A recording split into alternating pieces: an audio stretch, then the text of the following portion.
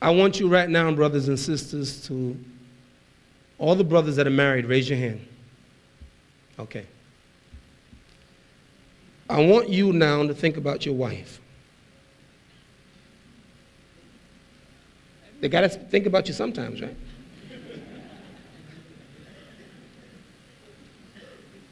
And sisters, I want you to think about your husbands. You got them in your mind? Now think about your mother and your father. You see your wife, your mother and father? Some of you. Now think about your children. Love them. Love your wife, love your children. You love your mom and dad. Now I want you to think about your own death. And I want you to see yourself going in the casket. And I want you to see somebody picking you up over their shoulder. I want you to see somebody washing you and shrouding you when you can't wash yourself and you can't shroud yourself. And I want you to see the picture of them taking you to the grave. And then I want you to see and visualize them putting you in the grave and putting the dirt over your face. Can you see it? And now I want you to think about your wife walking away from you, your husband walking away from you, your mother and father walking away from you alone in the grave, your children walking away from you.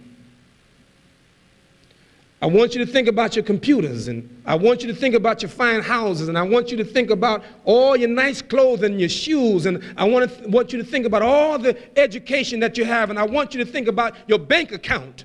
And I want you to start thinking now, it's all over, it's finished. And now I am in the grave by myself, and everybody walk away. So the prophet said, 3 things follow you. 2 go back, your family members. No matter how much they love you, they're not going down there with you. You know, years ago I read a magazine called Jet Magazine. You ever had Jet Magazine? Could you imagine there was a rich guy that died? They actually buried the fool in his car. You remember that, right? See, I'm not making it up. He had a Mercedes-Benz, and buried the fool in the car. And I'm sure someone dug that thing up. Got that car. Because the reality, brothers and sisters, it don't work where we going. It has no value. And the key is, in order to get some value, we have to exchange it now. And all I want to do tonight and remind all of us is that in order for you to get some reward in the hereafter, you have to exchange what you have now for the new currency and the currency of the hereafter.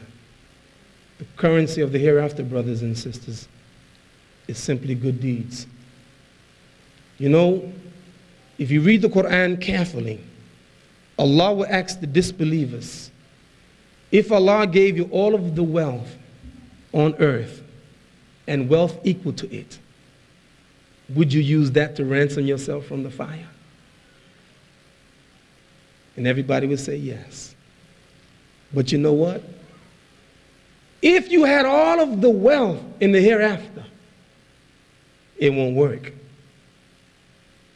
But guess what? If you in this life and you spend even a half a date, that may save you from the fire. Because the Prophet Muhammad ﷺ said, save yourselves from the fire even with half a date.